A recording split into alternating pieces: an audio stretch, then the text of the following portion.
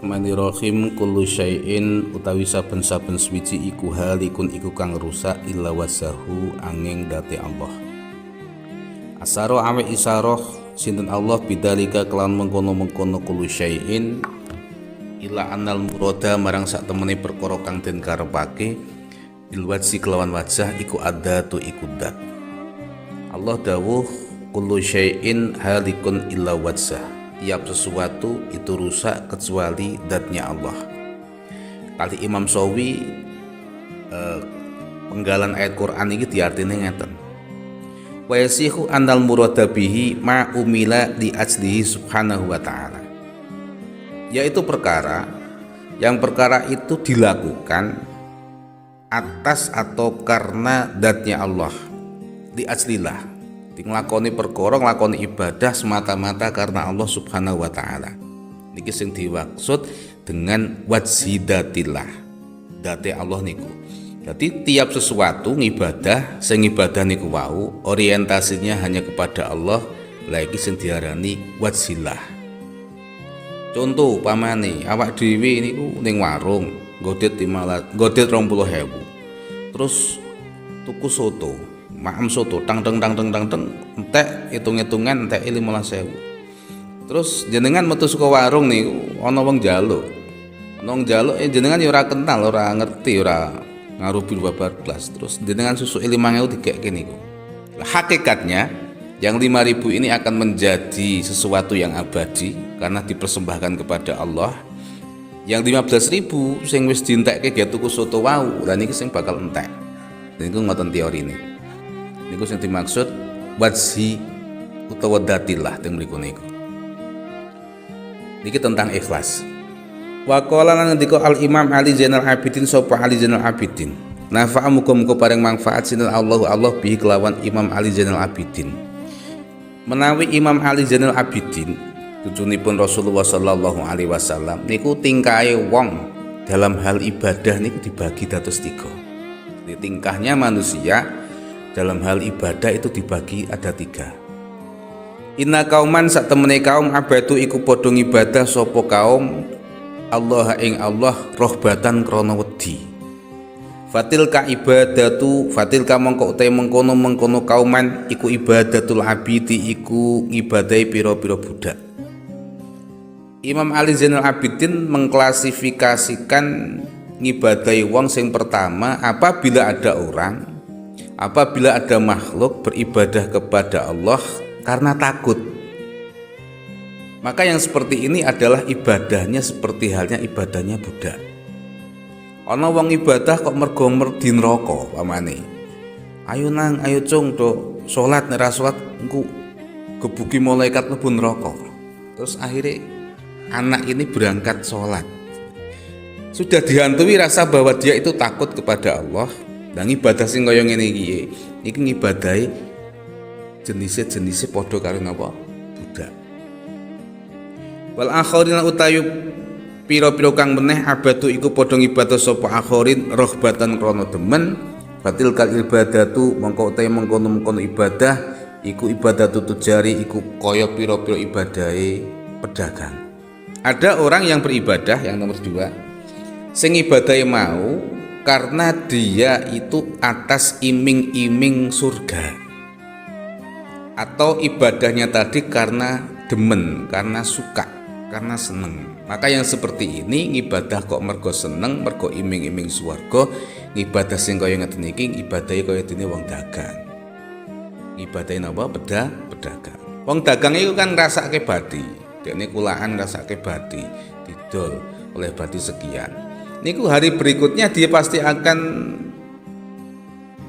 kulaan luwih akeh meneh. Piye carane men oleh napa? Untung sing akeh meneh. Nah, ibadah yang kayak gini ibadahnya kayak dene pedagang. Sing nomor 3 wa qauman abadullaha syukran fatilka ibadatul akhrar. Enten wong niku ngibadahe mergo syukur dumateng Allah Subhanahu wa taala, maka ibadah yang seperti ini niki ibadahe wong sing akhrar. Wong sing merdeka, yang tidak terjajah, yang hatinya merdeka, yang raganya merdeka, sehingga jasmaninya nggih merdeka. Tapi kabeh angel niki. Telung perkara niki awak dhewe oleh kategori sing pertama Ibadah mergo wedi mon pun sae kok. Asal ora bolong niku pun sae kok. Lajeng wonten dawuhipun Habib Dian bin Semit wonten Manhajus Sawi. Niku dipun ngendikaaken tentang ikhlas niki, kullu amalin la tastati an ta'malahu illa haitsu yarakan nas kal haji wal jihad wa talabil ilmi wa salatil jamaah wa majaro majrodalika fa alaika an taf'alahu dhahiran. Setiap amal tersebut, yang ibadah tersebut itu tidak mampu kita untuk menyembunyikan dari manusia, karena ibadah-ibadah itu adalah ibadah yang jahar, maka lakukanlah. Ora usah kok umpet-umpetan mboten sah.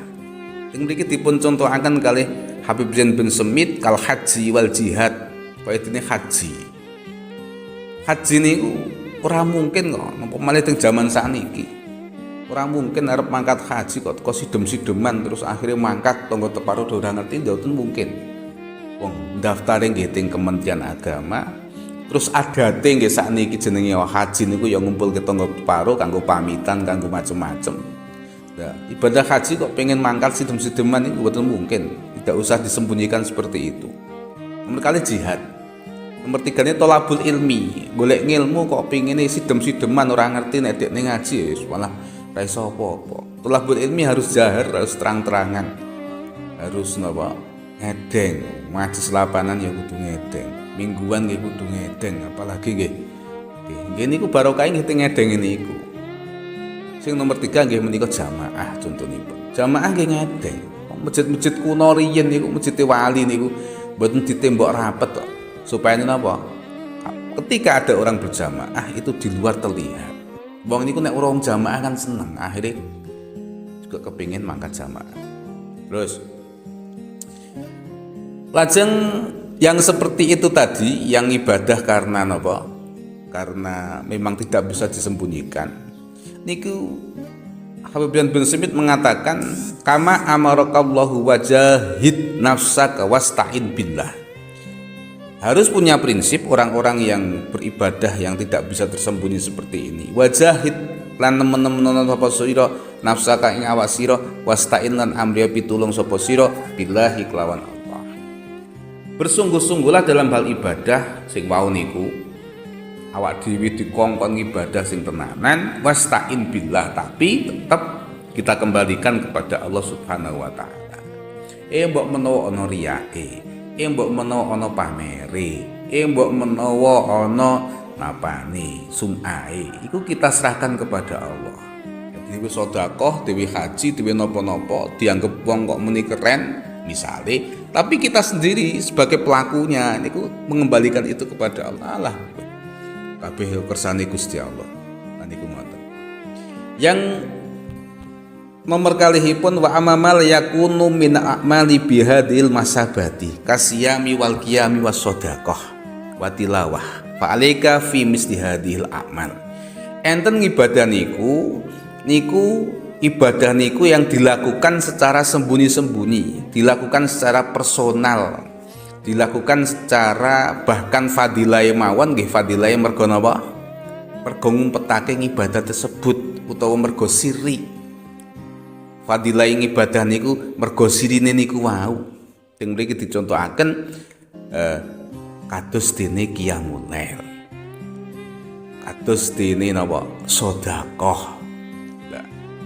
Qiyamul lail dan sedekah tersebut dan juga ada lagi saum, poso niku nggih fadilahe tingene sir niku wau. Fadilahe tingene sir. Maka ketika fadilahnya sir ya harusnya dilakukan secara sir. Ora kena kok nang masjid kok oprak-oprak monggo sami qiyamul lail, monggo berangkat teng masjid dan niki Lailatul Qadar. Baiknya kita harus beribadah di masjid di napa? Di wara-wara secara vulgar. Mboten kenging. Wong pancen fadilahe utawa keutamaan ibadah itu adalah di napa? Di sirine wae. Para rawuh ingkang kula mulyakaken sedaya jamaah iki ingkang terakhir wonten setunggalipun riwayat cerita. Hukia anak Ikrimah iki teng Duratun Nasihin. Ada suatu kisah enten Imam Ikrimah niku nyritakake. ana rajulan marra ala sajaratin. Ana wong lanang niki mara, dia melewati satu pohon. Ternyata di pohon besar itu banyak sekali orang-orang yang sedang beribadah di situ. Ini orang ibadah karo Gusti Allah, nyembah dumateng niku wau. Dumateng wit-witan niku wau. Lajeng rajul niki wau hatinya terguncang. Hatinya terbisik. Lah iya, ana wit gede kok kanggo ibadah. Hal semacam ini tidak boleh dibiarkan. Ini harus diberhentikan karena ini adalah satu bentuk kemusyrikan. Pun akhiripun piyambakipun rasida lunga. Piyambakipun balik teng mriki diceritakaken fa akhadha fasan, nyekel napa gancu utawa napa niki pecuk-pecuk iku ya mbok menawa nggih kampak napa. Terus waroqiba khimaron, dia naik di atas khimarnya, bergegas menuju ke tempat pohon tadi. Tekan dalan dicegat kalih wong. Nah, orang ini ternyata adalah jelmaan dari setan iblis. Wong niki lajeng gondeli.